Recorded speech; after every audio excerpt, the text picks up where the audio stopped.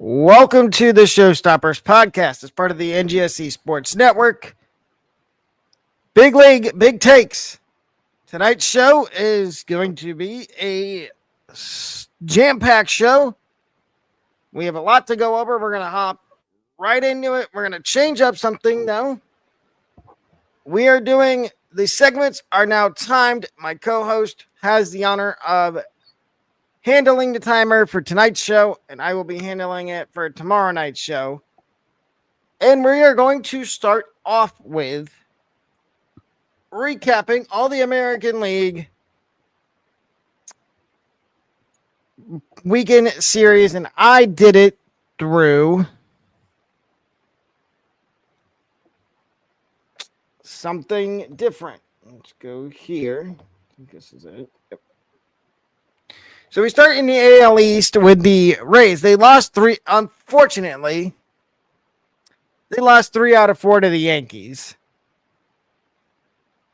And it's just ugly for the Rays. The Red Sox took 3 out of 4 from the White Sox, which is redemption for them. Yankees took 3 out of 4 from the Rays. Orioles lost 2 out of 3 to the Reds, and one of the games they gave up 24 runs. I was going to mention that. Yep, I was going to mention that. Blue Jays lose 2 out of 3 to the Mariners. We got to the AL Central now. Tigers take 2 of 3 from the Royals. Royals lose 2 of 3 to the Tigers. Guardians sweep the lowly Pirates. Twins swept by the Braves.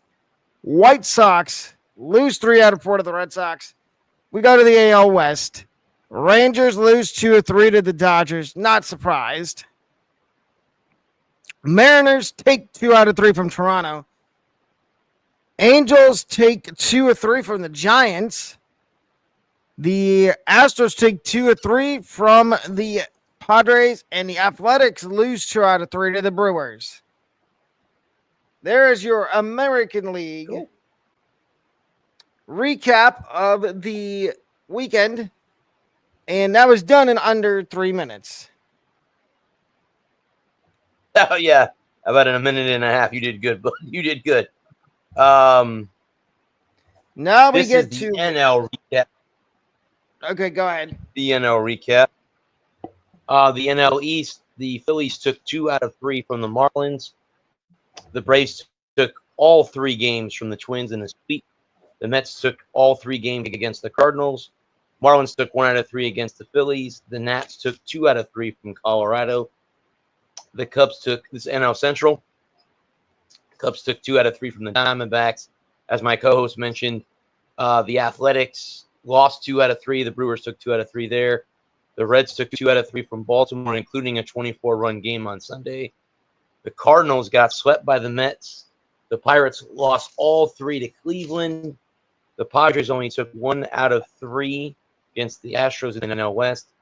Dodgers took 2 out of 3 from the Rangers. The Giants took 1 out of 3 from the Angels. D-backs took 1 out of 3 from the Cubs. And the Rockies won 1 game out of the 3 against the Nationals. Now we get to hype up struggling hitters, and we each picked one hitter that has started the season off kind of slow over the last 15 games, and we will try to hype them up, and Bradley has the honor of going first. This is going to take less than 3 minutes, so I'm going to be a little bit of a homer here. I'm going to go with Rafael Devers. I know Devers will turn this around. He's only hitting .213 at the moment. He's going to figure this out. I don't really think, honestly, he was prepared to be a DH. I think he thought he was going to play third base when they got Bregman. That changed, but I think he will get it all in gear here soon. I also kind of went homers. I picked a guy that I feel like we've talked about a lot, as both of us do kind of follow the Rays. It is Brandon Lau. His stats over the last 15 games, he's had 15 hits and 36 at bats, 4 runs, 2 homers, 11 RBIs, 2 walks, 11 strikeouts, batting 232 with a 234 on base, a 379 slug. And what I've noticed is pitchers, they're going back to what they had success with against Lau last year, which was off-speed pitches that are outside the strike zone, which, as we've talked about with Lau, he's the definition of the 3 true outcomes: homer, single, or strikeout. I was going to say strikeout. Yeah. And I think the way Lau can get out of this little slump, and Rays, if you're watching this, I know you're on the West Coast tonight, but if you're somehow watching this, because I have a theory that somehow these guys, in their spare time, they watch the show. Lau, take the advice I'm going to give you and do what you want with it. Don't, and the way you can get out of this struggle you're in is don't reach for pitches outside the zone. Take it the Yandy Diaz approach. Yandy never chases pitches. Yandy is patient at the plate. And how much time do I have left? Because I don't want to go over the... You got a good 45 seconds, but you want to keep talking? Yeah. So don't reach for pitches outside. Take the approach that Yandy Diaz does at the plate, which is patient, wait for your pitch, and if they're not going to give you anything to hit, just take the walk. That will get your on-base percentage up. And I believe that is time on that. Or do I have a... Nope. That's it. That's 3 minutes. Yep. Okay. Now, and ladies and gentlemen, yes, we are going to try to go a full hour. We've got 2 more regular topics, and then we're going to throw in some stuff that... But we get to round the bases, and this might take less than 3 minutes. We start at first base with a single. What's going on with all these prospect promotions all of a sudden? Hey. It feels like we just ranked these guys, and Nick Kurtz gets called up. Chandler Simpson gets called up. Agustin Ramirez gets called up. Yep. I'm telling you, I feel like these teams have a guy that says, oh, let's watch these podcasts on YouTube. And let's watch this podcast on YouTube and see what prospects these people are talking about. Yep. No, it's good. It shows the youth of the sport is starting to come up. And if you're a veteran, you better watch out, because these young kids are coming for your job. And that's for anybody. I don't care what position you're at. You got kids in the minors that are just as good. So minor league baseball is fun to watch. So absolutely. Yeah, it is. How much time, ladies and gentlemen, this is a learning curve for both of us. We've never done time segments. How much time do we have left? I got a minute. Second, bud. Yes.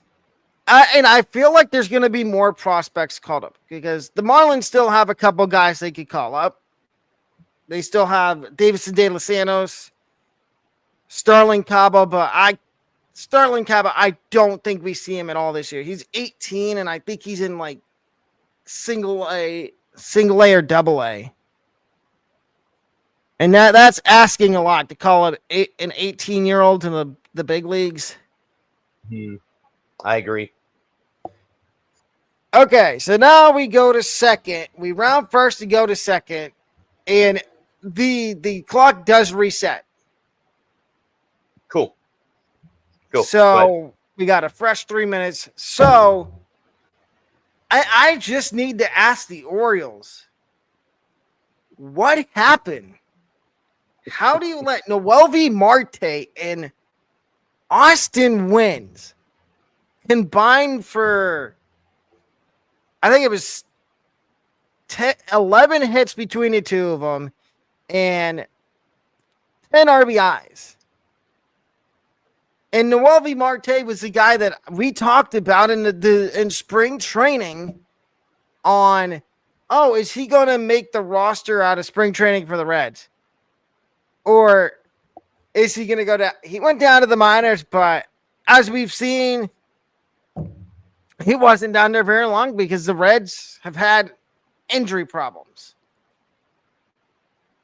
And it's going to be hard for them to send him back down to AAA when they get Christian Encarnacion Strand back. I think. Mm-hmm. What do you think? Because you can always chime in. Yeah, no, I agree, but I happened to I was at my family having dinner on Sunday for Easter, and I happened to see the thing on my phone pop up, and it goes, Orioles give up 24 runs, and I'm like, what? Go in and look at them, like, oh wow, yeah, they sure did. Yeah, I don't know what's going on in Baltimore. I really don't. I don't know what the issues are there. I don't know if it's just a slow start. Maybe it's one of those sophomore slumps type of situations where they were good last year and they're getting off to us. I don't know in Baltimore. That's a good question. Well, how much time do I have left? Because I have a little a minute. Yeah. They are without to a minute. I'll do, or I'll, when it gets to 30 seconds, I'll do that. That way, you know, if you have 30 seconds left. They have six pitchers on the injured list. Grayson Rodriguez, Zach Eflin, Tyler Wells, Kyle Bradish, Albert Suarez. No, that's 5. They have 5 pitchers, 3 of them starters on the injured list. So half their rotation's gone.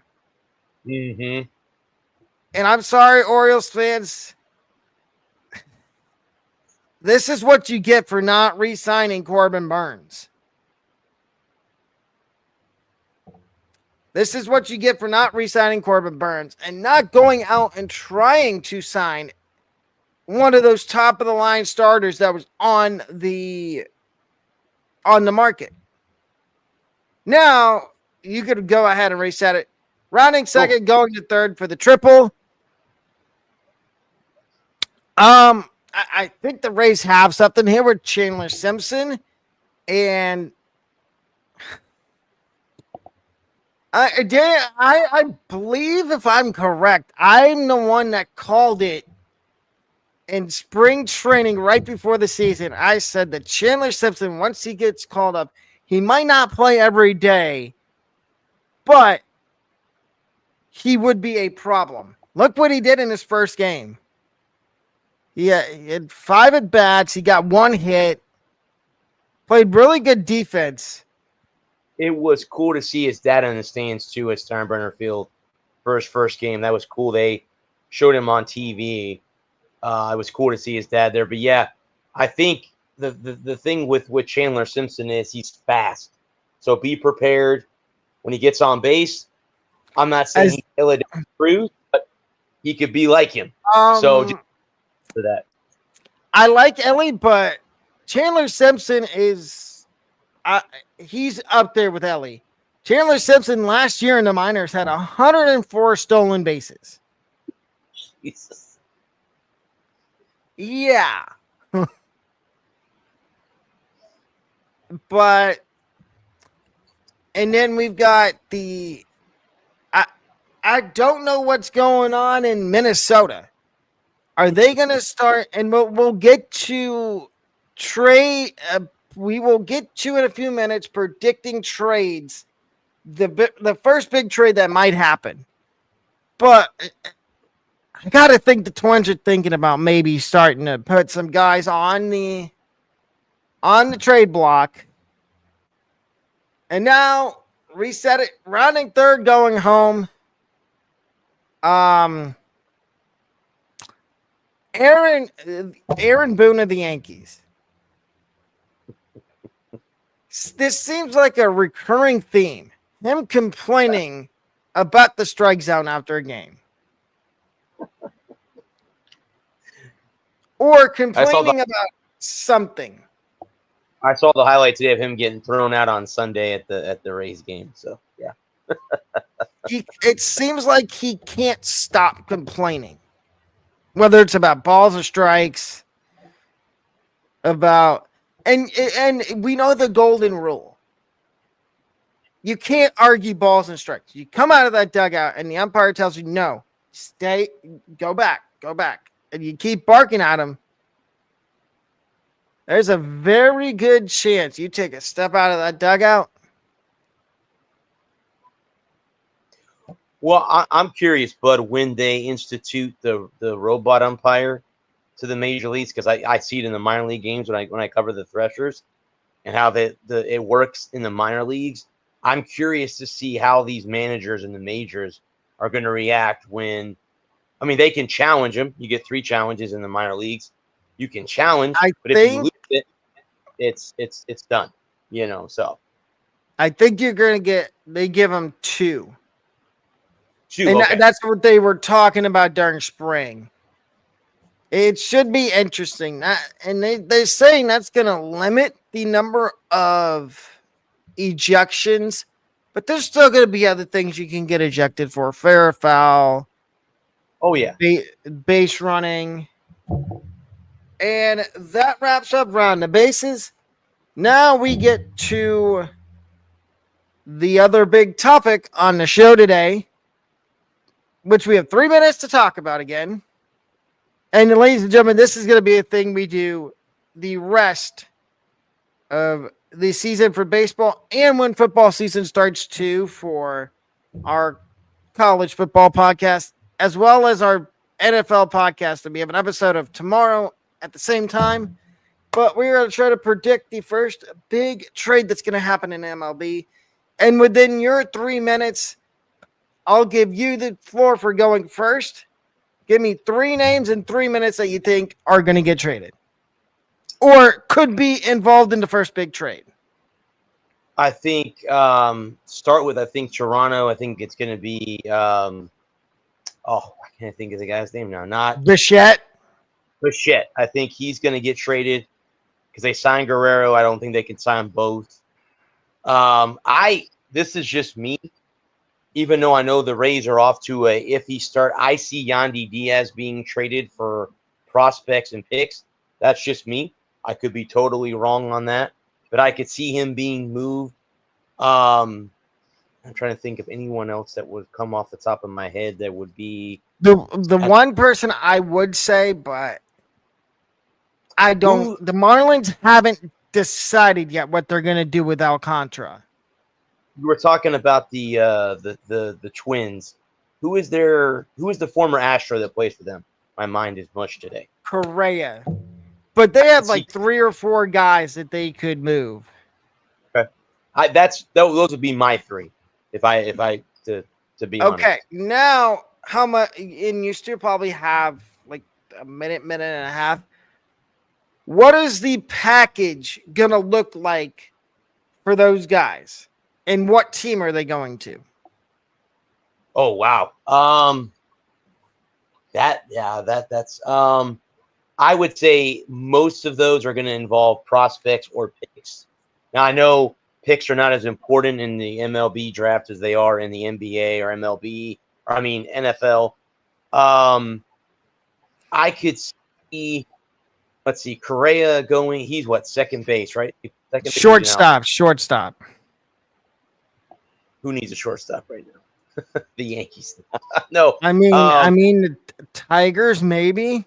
Sweeney's still young. He could learn from Correa. I would hate to say anyone going to the Dodgers, but that could be something to add to that already spectacular lineup that they have there. I could see Bichette going there. And then, see, that leaves me with... But see, the problem with Bichette going there is the Dodgers, they trade away all their prospects, so they don't really have any good ones. And that would be my 3 minutes right there. Okay. Reset it for my 3 minutes. But you're all set. Okay, so my 3. I agree with you on Yandy. I even said it before the season that he was going to get traded. I've got two Mariners, Luis Castillo, and this one might shock some people, and they're not going to like it. George Kirby. I think those two Mariners could be on the move because what was it we heard all offseason about the Mariners wanting to trade a starting pitcher for a bat? And whose name consistently came up in those trade talks? Luis Castillo. So there's two. Third one, I want to say somebody from the Twins, but like I said a minute ago, there's too many people on that team that could get moved.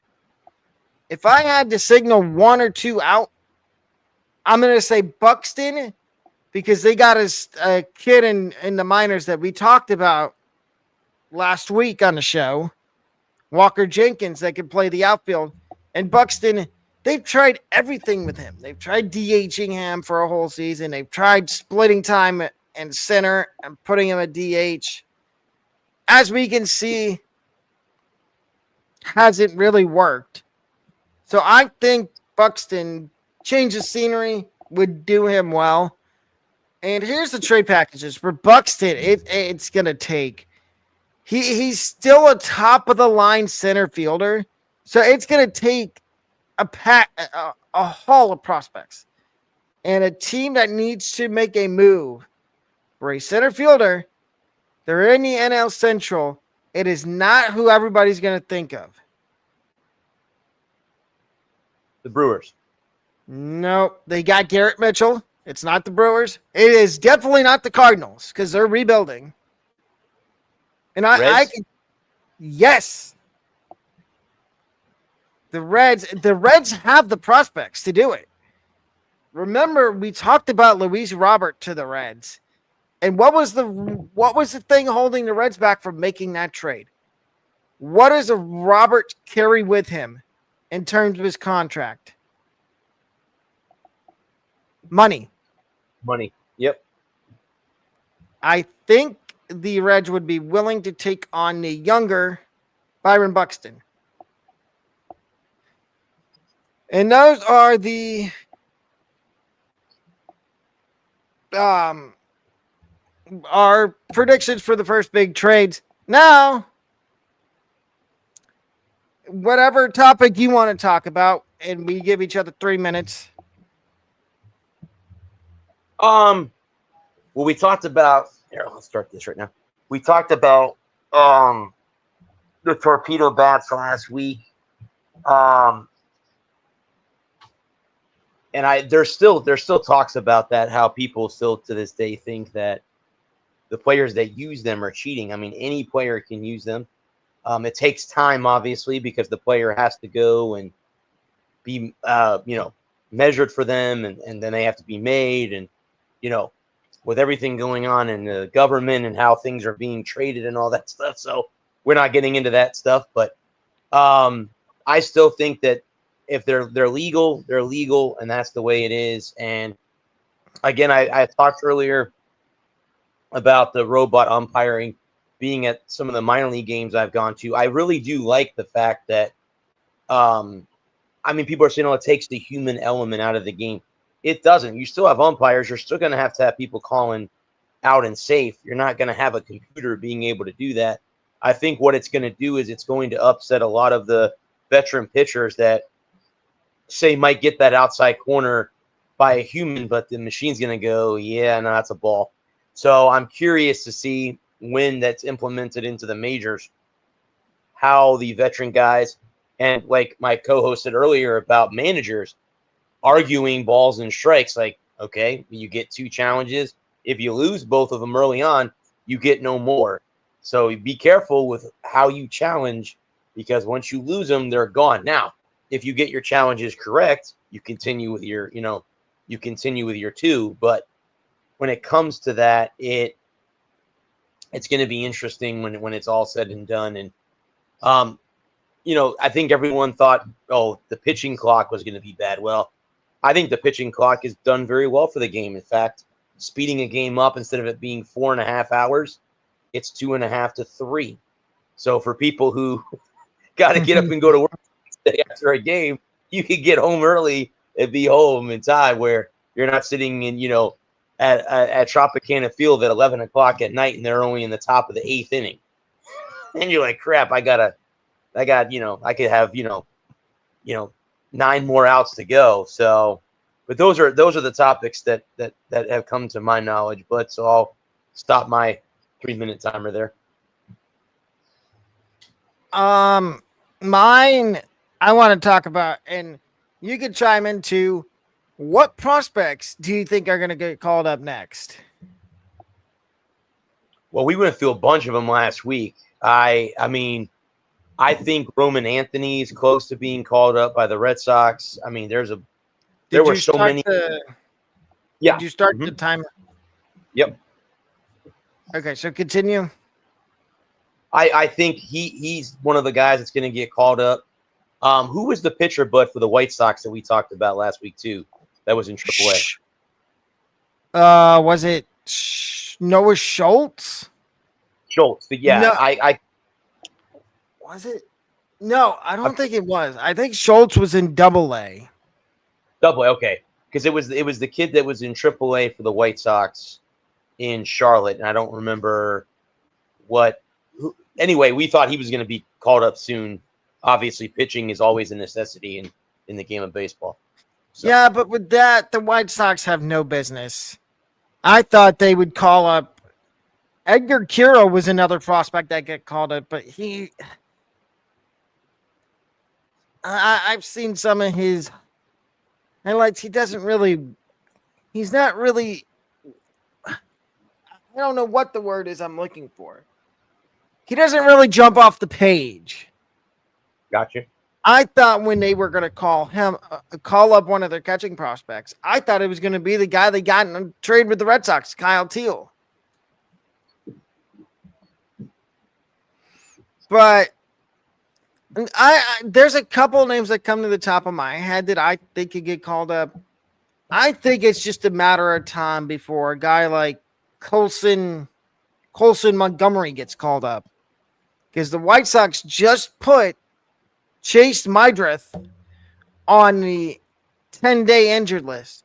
But I don't think we know how long he's going to be out for. If he's out for a long period of time, I could see Colson Montgomery getting called up, because right now they're playing Jacob Amaya at short. They're playing Brooks Baldwin at short, Lenin Sosa.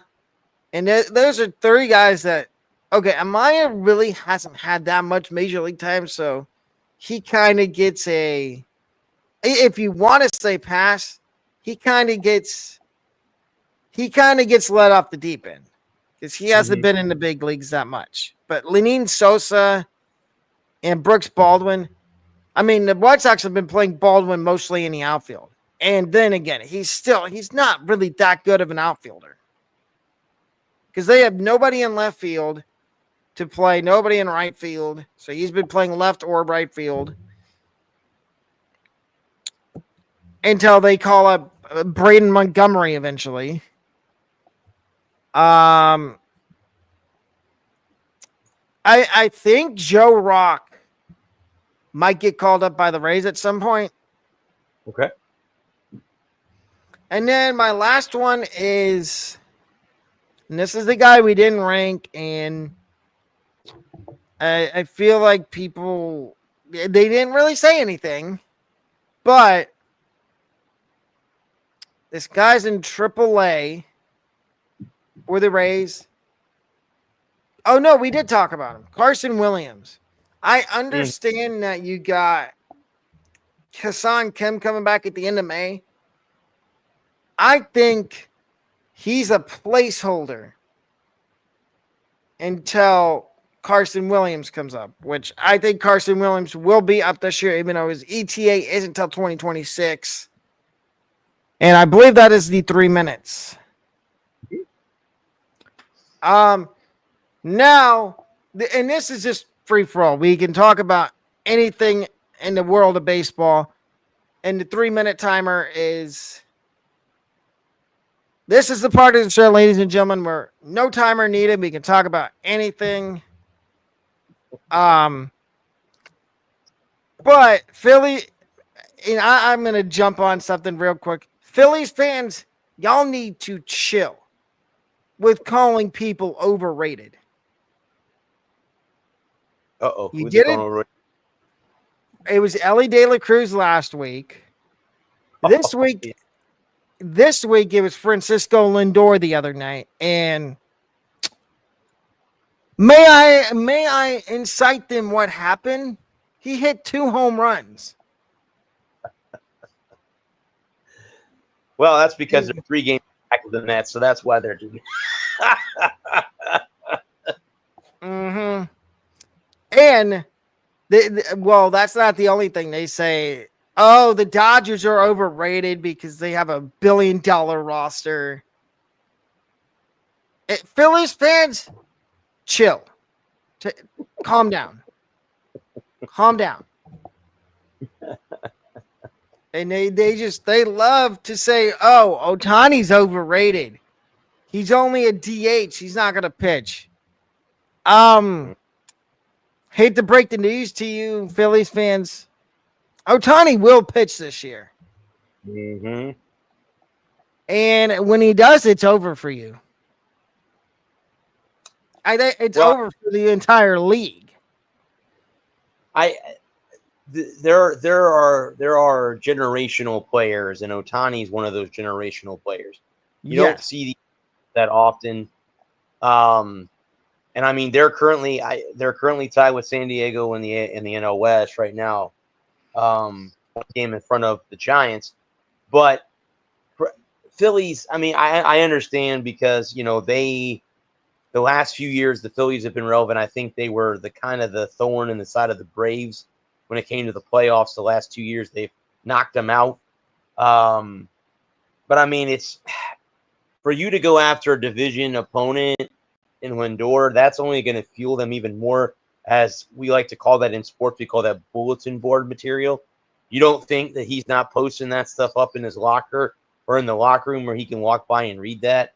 That motivates guys, and Lindor's one of those guys that's a motivational guy. They did the same thing with Soto too. They're like, oh, you paid a guy $800 million to strike out. Okay, well that's because he's in a Met uniform and not in Philadelphia. So he wouldn't fit with the Phillies. Nope. I agree. It's like, why can't you glaze your own team? Oh, and then he wants to say the Phillies fans want to say, oh, Bryce Harper's going to win MVP this year. We're only a month into the season.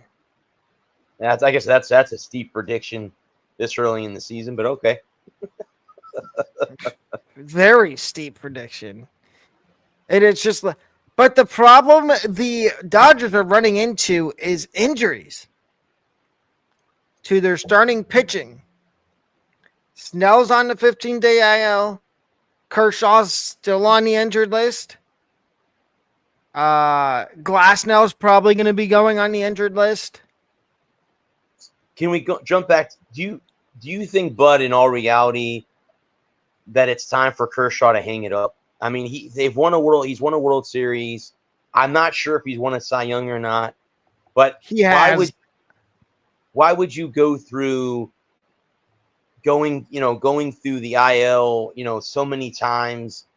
I mean, you've won a World Series, you won a Cy Young. I mean, as a pitcher, what else do you want to do? I mean, you got unless you're doing it for money. I mean, unless he wastefully spent his money. I don't know. I mean, to me, he's one of those guys that, yeah, he's there, and I think he's there for show more than I think he's there to pitch. Same thing with Justin Verlander. And again, nothing against either one of those two. Are both going to be Hall of Famers when it's all said and done. Kershaw, absolutely Hall of Fame. But what I'm saying is, it comes to a time. Some athletes know when it's time. I'm hanging it up. I can't do this no more. Others kind of, you could throw Max Scherzer into that category too, where they just don't know when to kind of like let it go and say, Yeah. Thing with Kershaw is the Dodgers need him now because, like I just said, Snell's probably going to go on the injured list. No, Snell is on the injured list. Glasnow's probably going to go on the injured list. Sasaki's been. I think it's too early to say a bust, but he's had his last two starts have been good, but before that, he was struggling. And of course, we know he came over from Japan, and it usually takes time for those Japanese pitchers to adjust. But sticking with the Dodgers for a second, what's gotten into Tommy Edman? Where was this when he was with the Cardinals? All of a sudden, he's a home run hitter. I mean, again, you were mentioned earlier, Bud. You mentioned earlier about the change of scenery, and that sometimes that's what it is for certain people. It's a new. I mean, the media obviously is tougher on you in LA than it would be in St. Louis, but yeah, I mean, sometimes just a change of scenery that it revitalizes a player, and it happens like that sometimes, and I think that's the case with him. Going to LA. Mm-hmm. Just like look at, and this is not a change of scenery, but look at Matthew Liberatore on the Cardinals. He was a starter last year, but then they put him in the bullpen, and then all he does this year in spring training is come out and he shelves and he makes the opening day roster as a starter. And look what he's done his first couple starts. He's been really good. Giving up 2 or 3 earned runs and striking out 5 or 6 guys and sprinkling maybe 1 or 2 walks in there. I think Dare we say, should we start using the B word for him? Is he breaking out, or is it too early to say that? No, I wouldn't say not. I think that move to the bullpen may have humbled him a little bit, maybe woke him up, gave him that kick in the butt that he needed, and I think he's showing you why he could be a starting pitcher. Now, he's showing you now that, hey, I can be a starter.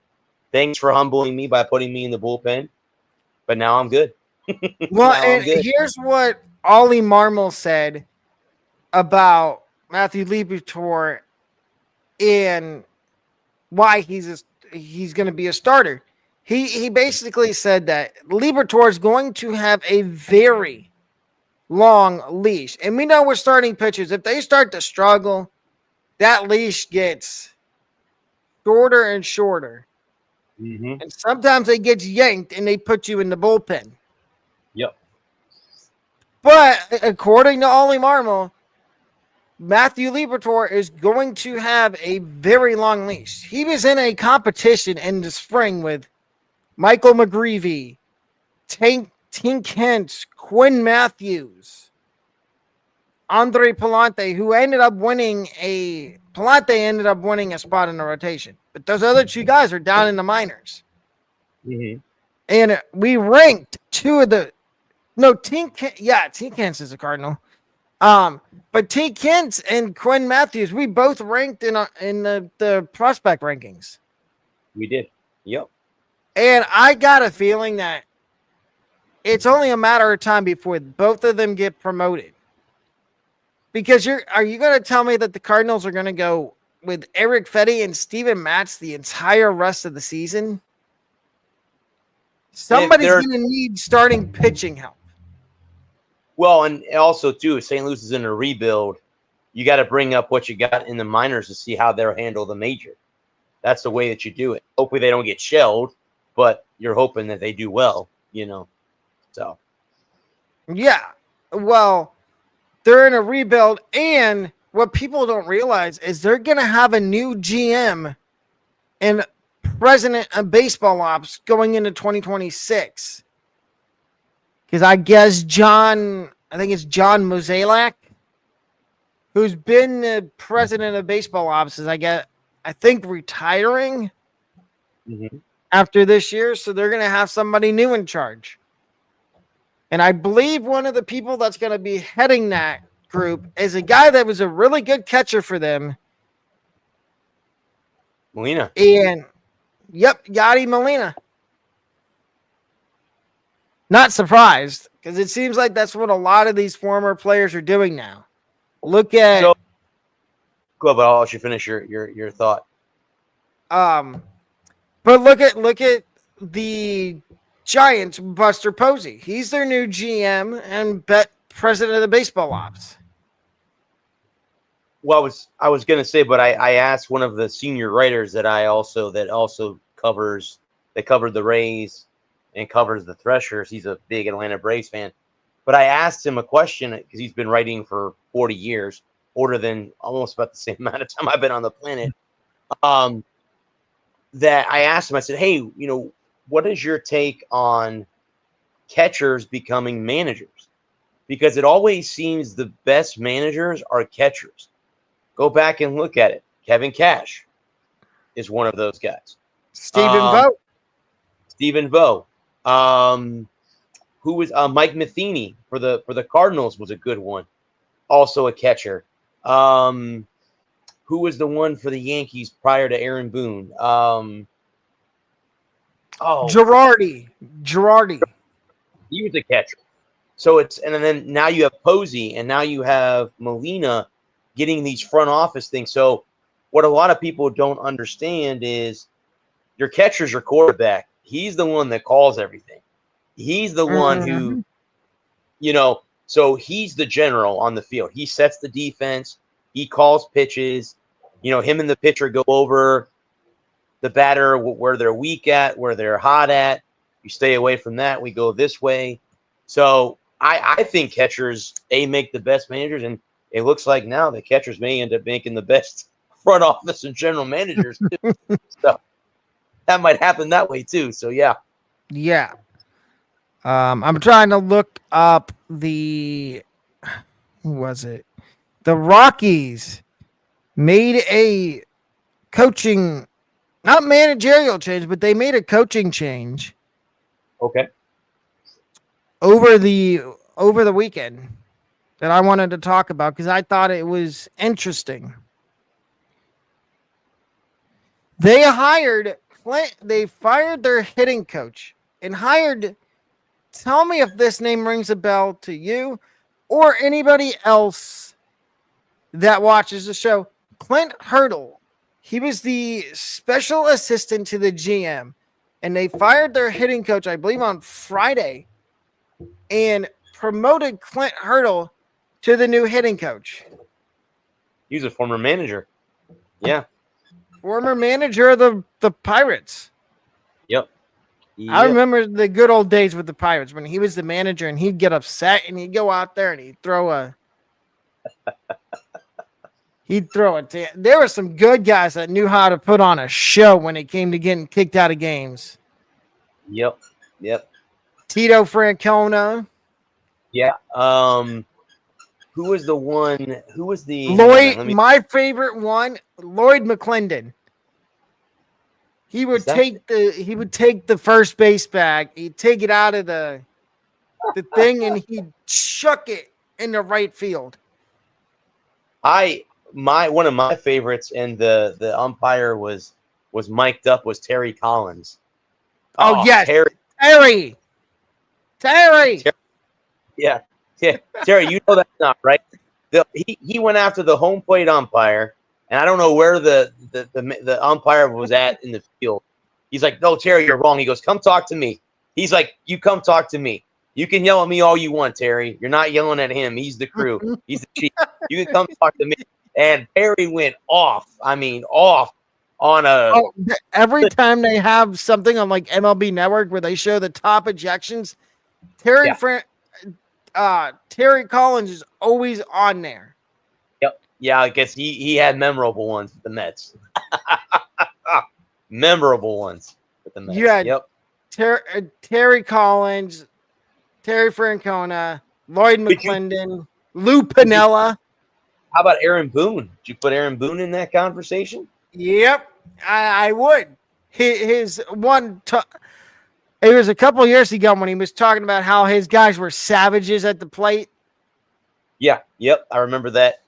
Them coming out of spring training like that. Yep, I remember that. The Yankees. Mm-hmm. Yep. And then we get to we're gonna keep on this talk about managers getting ejected or players, but I do think there is some umpires that have a very, very short fuse. Like I Oh was yeah. watching the Rays game the other day, and I think it was Christopher Morel struck out, and he broke his bat on home plate and flipped his helmet off. And within 2 seconds, the home plate umpire kicked him out of the game. I'm like, really? You're going to kick him out for something so simple as that?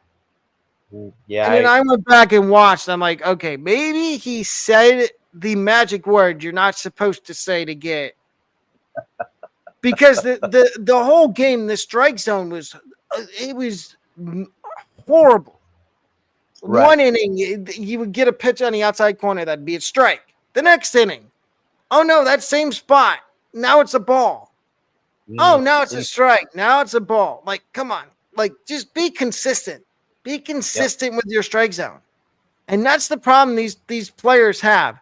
Or the one that gets me is when these guys are walking away from home plate and they either they set down their batting gloves, their bat, and their helmet, and they're walking away, and all this the sudden the umpire starts following them and throws them out, and you're like, they didn't even say anything. Why are you throwing them out of the game?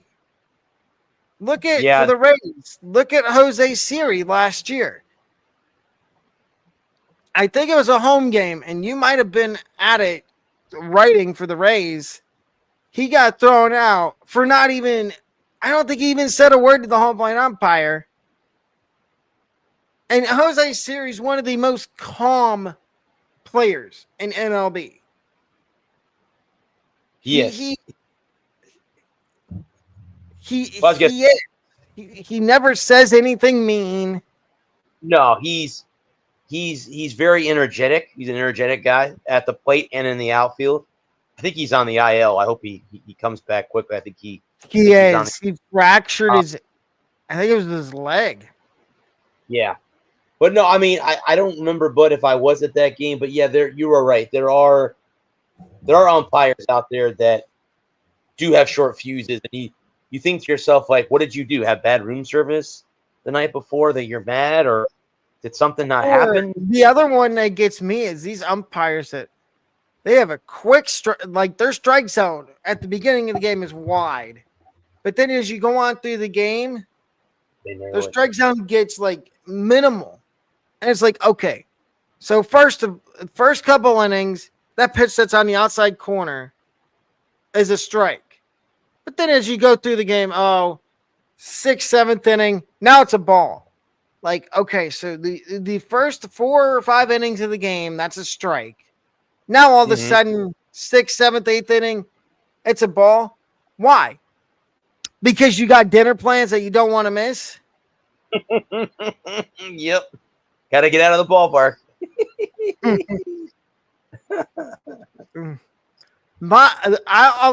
I'll give you a list of my 10 least favorite umpires, and you can too, but I'll let you go first with your 10 least favorite umpires. Oh, least favorite umpires? Let me look them up here, but I don't have any of them. I'll go first. I'll go first since you're looking them up. Yep. Jim Joyce is at number 10 for me. Screwed somebody out of a Armando Galarraga. I vividly remember that because the next day, I think it was Jim Leland was the manager. He gave Galarraga the lineup card and had Galarraga take out the lineup card so he could talk to Jim Joyce. So that's number 10. Number 9. And this guy kind of goes under the radar because everybody thought he was a good umpire. Not me. Phil Cuzzi. Phil Cuzzi was horrible. His strike zone was like small, and if you said maybe one or two words, he had the quickest fuse of any umpire. Mm-hmm. Number 8, Hunter Wintelstad. Oh no, I did. Number 7. Wait, no. I think I'm on number 7 was Hunter Wintelstad. Number 8 was Hunter Wintelstad. Number 7, Angel Hernandez. Yes, ladies and gentlemen, you knew I was going to say Angel Hernandez. He is one of the worst. Oh, he's my number 1, just to let you know. So that is number 6. Number 5 for me. And this one, he kind of goes under the radar because he's a bit newer. Shea Livensbarger. He's new, but I feel like he's got a real short fuse. And if you're barking from the dugout, and we could talk about that after, but I feel like he's got that knack for just listening into the dugout, even when he's behind the plate. So that's number 5. Number 4, you get into my top 4, and these are guys I don't care for. And when I see them, if I go to a Rays game or any MLB game and I see these guys umpiring, I'm like, oh God, it's going to be a long day. Number 4 is Mark Weckner. He does not know how to call a perfect game. One inning, he calls a strike on the his strike zone is like non-existent. Number 3, CB Buckner. Horrible at calling balls and strikes. Number 2,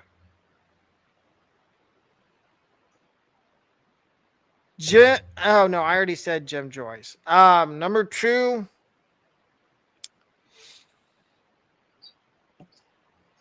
actually, it's going to be Brian O'Nora is number 2. He's another one that's strike zone.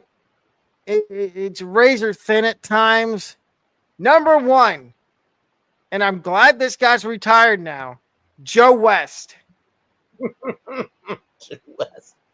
It just seemed like Joe West, every time he was umpiring, he didn't care.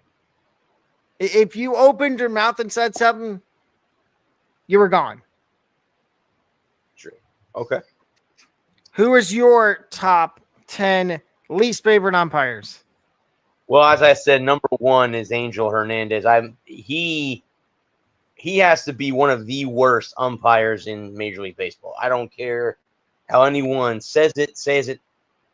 I think MLB finally got it in their head, like, we got to get this guy out of the game. We got to get this guy out of here. I'm going to go and honorable mention, Pat Hoberg. Okay. Who got fired for gambling. Yeah, there you go. 1 is Angel Hernandez. 2 is CB Buckner. I know he's another one that's kind of high on the list of both fans and players that don't want to see him umpiring. Brian Walsh, I think, is another one that's on that list. I think he's fairly new. He just started umpiring back in 2023, so he's a fairly new guy. But what I'm reading about him, that a lot of people like him either. Number 4 is Scott Berry. Oh, I forgot about him. He's on the list too. How about this one? Here's one that's kind of a flash from the past. Did you mention Doug Eddings? No, I did not. He's on. I'll put him at 5. I'll put him at. He's still, I think, umpiring now. Correct. He started in 1998. He's umpiring today. You mentioned. I'll put number 6 is Brian O'Nora. Did you mention him? What was that on your? Okay, yeah, he's on mine. Oh, look at that. We have. Oh, that's not good. There's a Amber Alert. Larry Vanover. How about Larry Vanover? There's another one that's an older. I forgot about him. I'll put him at 6. Hunter Whittlestead's got to be on the list of top tens. I don't know where you want to rank him in that ranking as worst. He's got to be up there with Buckner and Hernandez. He's another one that's, has been umpiring for a long time. Andy Fletcher, I think, where am I at? 6 or 7 or 8? 7. I'll take. I'll put him at 7. Alfonso Marquez, I think is how you use it. I forgot about him completely. Rob Drake would be my 9, and I don't know. I don't know if I have a number 10. I don't know if I have a number 10. Let me see if I'll agree with you, but who was your number 10? The one that miscalled? Jim Rogers. Joyce. I'll put Joyce at number 10 too. Yeah. Now we get back to managers that had short fuses, and we're going to go with our top 10. So, and you can go first here. Well, I mean, there are so. If you want to go current, I would put Aaron Boone number 1 because he has a short fuse. Me and my co-host both hate the Yankees with every ounce of our being, so it's okay to see him get upset. But he's got to be one of those guys. He's probably my number 1. Tito Francona used to manage the Red Sox. He's got a short fuse. Lou Piniella, boy. Lou had some good ones. Lou. And see, and I'll get back to my list. And then there are managers that don't seem to lose. Earl Weaver. Yeah. Oh, there's another one too. I don't see Kevin Cash get that upset very often. No, it takes a lot to get Cashy upset. Alex Cora kind of is on the fence. I've seen Cora go off, but then I've seen him kind of mellow out too. AJ Hinch. I think AJ was more of that short fuse guy when he was in Houston, but since he's gone to Detroit, I don't know. He's not as, So how about this one, Ron Gardenhire? Oh yeah, yep, yeah. He would he'd have his issues too. Yep. I'm looking him up on Scott Service when he was with the Mariners. Yes. Oh, I type in short fuse managers and it gives me how to manage a short fuse manager in your job. I'm like, no, that's not what I was referring to. I'll give you another. Joe Madden. Yeah, Joe. Yeah, you could. Yeah. Joe had a short fuse, especially not with the Rays, but when he was with the Cubs. Cubs. I was gonna say more with the Cubs than he was with Tampa Bay. There was a couple good blow-ups when he was with the Rays, but it was more with the Cubs. Yes. Andy Green, when he was managing the Padres. Let's see. Oh no, this is all of them. Yeah. Troy, the Diamondbacks manager. Torey Lavello. Yeah. He's got a very short fuse, I feel like. Let me see. There was another one. Hang on a second. Rob Thompson's another one. Yep. Let me see. There was one. How about Jim Leland? He would lose. Oh, yes, Jimmy. With the Marlins when they won the World Series in '97, he had some short fuses, and I think he managed the Pirates when Barry Bonds was just a rookie coming up through the majors before Barry got huge on steroids when he was with the Pirates. But yeah, Jimmy Lehman, yeah, he had short fuses. Jimmy Lehman was a Bobby Cox. Bobby. Oh yeah, Atlanta Braves fans know that Bobby will lose it. Bobby will lose it. Current Brian Snicker. Yep, there's another one. Rob Thompson. Isn't Snicker their current manager in Atlanta? Yep. Okay. Mm-hmm. Yeah. Rob Thompson. Yeah, and like I said, it's funny how you were going through the list of these guys, and then you got other guys that don't lose their cool at all. So it's just weird. It's like weird. Kevin Cash doesn't really. I feel like it takes a lot to get Kevin Cash upset. It does. And I'll be honest with you too, but even having a chance to be in the same pre and post game to interview him, it takes a lot to get him upset when asking questions. But just like with most players or most managers, if you ask the same question but you change the narrative of it, they're gonna get annoyed. Like after a while, they're like, okay, why are you asking me the same question? I've answered this question.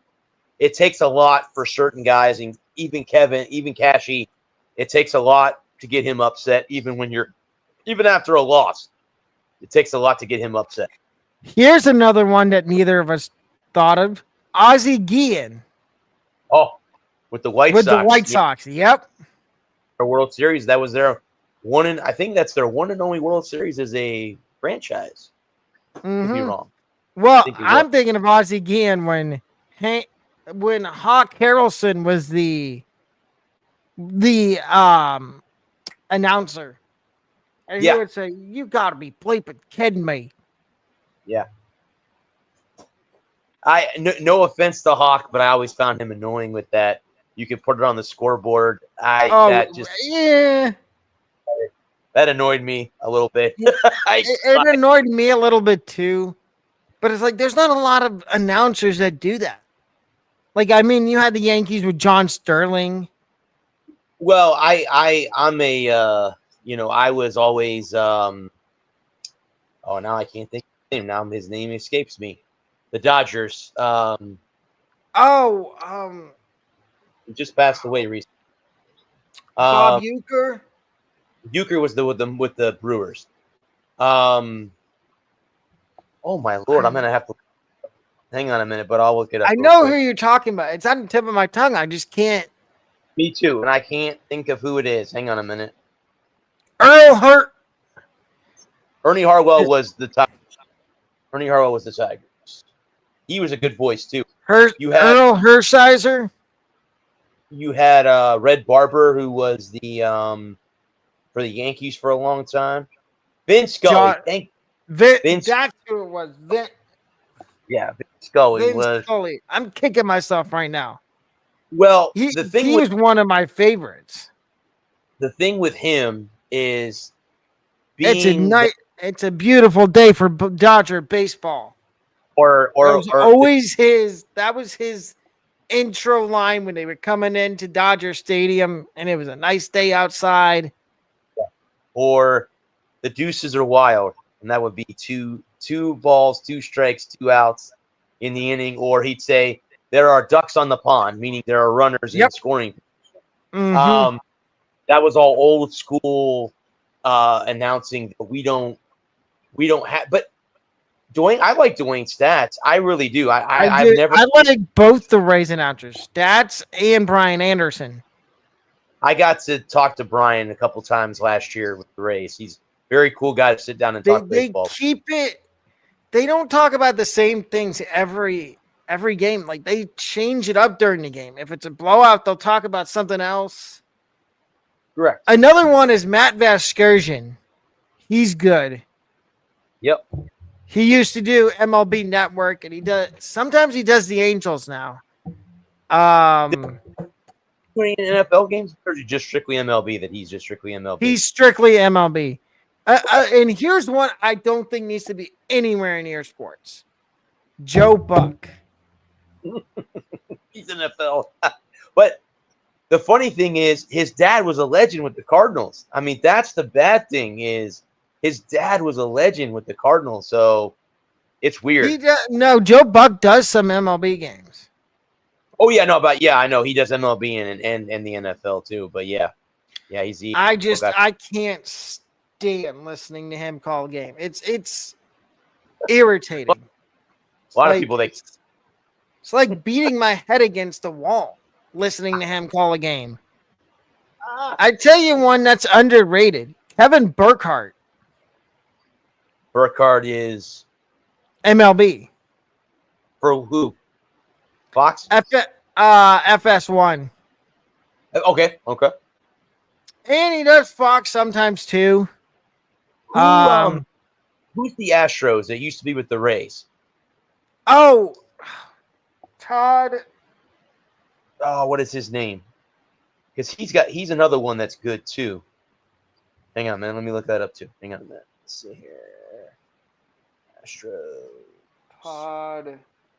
Todd something, I think. Yeah, Todd Callis. Todd Callis with the Rays. Todd Callis. Yes, he was good. See, that's the thing with the Rays is these announcers, whether they're in-game announcers, pre-game, post-game, they do really good, and then they get a job somewhere else. Like Todd Callis did really good with the Rays. Now he's with the Astros. Trisha Whitaker is now on Apple TV Plus doing the Friday night games. They lost. No, I think not Doug Wachter. Who's the really big guy that used to do the pregame? Orestes. Yeah. Yep. Destrada. I haven't seen him yet this year. I have not either. I'm wondering. There. I know Doug's still there. I wonder if Destrada got a job with somebody else as like an announcer. Could have. Or is he? He's not one of their Spanish radio guys. I forget who they have. No. I like their radio team. Andy Freed and Chris Adams Wall. He used to be the pre and post game, but now since Dave Wills, which rest in peace. Yeah, he was one of the he was one of the good ones too. Every time I heard a call by him, I would get goosebumps or get the chills. Especially the year the Ray 2020, when Brett Phillips hit that walk-off, walk-off hit in the World Series. Yeah, see, you have Rich Hollenberg he's the in-game host. Ryan Bass is another one that's there. He's pretty good. Neil Solondz is in the booth with Andy Freed now. He's the one that's in the. It's Andy Freed and Neil Solondz. Neil used to be the third guy on the crew. It was Andy and then Dave Wells. And Neil was their third guy. Now, the funny thing is about these guys is, you hear him on the radio and then you see him in person, you're like, that is not how I pictured you looking. Like I saw these guys here and I'm like, what?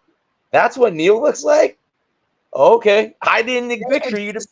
You know what? It's the same way with, and not to get off topic, but it's the same way with any sport. Like these guys you hear talk about, like MLB, the announcers, you see them on TV, but then you go to an actual MLB game and you see these guys walking around.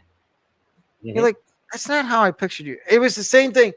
I used to go to the playoff games for the Lightning, and I had friends that had tickets in like a specific spot right where they had the people that were not calling the game, but the pregame people. And I'm like, and I would see them on TV. I'm like, that's not how I envisioned you looking. Paul Kennedy and company. Yep. Oh no. These were playoff games. So like the national, like the national NBC or ABC right now. But not to get off topic, but Oh, let's briefly talk about who do you think, what TV company is going to pick up MLB? Because after this year, the MLB deal with the ESPN's done. Well, ESPN is owned by ABC, which is owned by Disney. I mean, they were on Fox for a lot of years. I could see some kind of deal being made with Fox. NBC? That would be interesting. I mean, NBC they have a lot in college football. I know they cover the obviously Notre Dame. They have the TV rights to the Fighting Irish. That could be, but I mean, that might be an outside one as NBC. I mean, NBC kind of needs something like that. I mean, I think they air NASCAR, but unless you're a NASCAR fan, They also have the night games for the Big Ten. Oh, I got you. Okay. Okay. But they do need something other than that. Like I could see them doing baseball. But then the problem is you get into football season and it would cut out Sunday night football. Yeah, and that would be that's where I think NBC may not take on that, or they would put baseball on, but on one of their sub channels. I think like CNN or NBC News or something like that. You'd have Could a you baseball. see CBS, or is that still CBS? I mean, CBS is football too, but after they don't really cover. After, I mean, it'd be like a night game like they have on ESPN, like Sunday Night Baseball. You could put it on CBS, but then again, there's a lot of TV shows during the fall that people tune into, so that's hard. That's hard to say too. That's hard to say too. And we're going to wrap up with our picks to click. I know we've been talking about a lot, but who is your pick to click for this week? Corbin Carroll, Diamondbacks. Okay. You know what? I didn't go Homer. I went with somebody we talked about last week and how he might be officially breaking out. He's a Detroit Tiger. He's playing first base every day right now. Former top 5 pick in the draft. Spencer Torkelson. I saw his name on the list too. Okay, cool. So that will wrap up today's show. Again, we are part of the NGSC Sports Network. This episode of the podcast will be up on NGSC, and it will also be up on Spotify in about maybe 10 minutes. And you can find us on Spotify at the Showstoppers Podcast. That is all you search. If you've watched an episode, please give us a 5-star rating. And we will be back here tomorrow night with the first episode of the Between the Hashes podcast, previewing the NFL draft.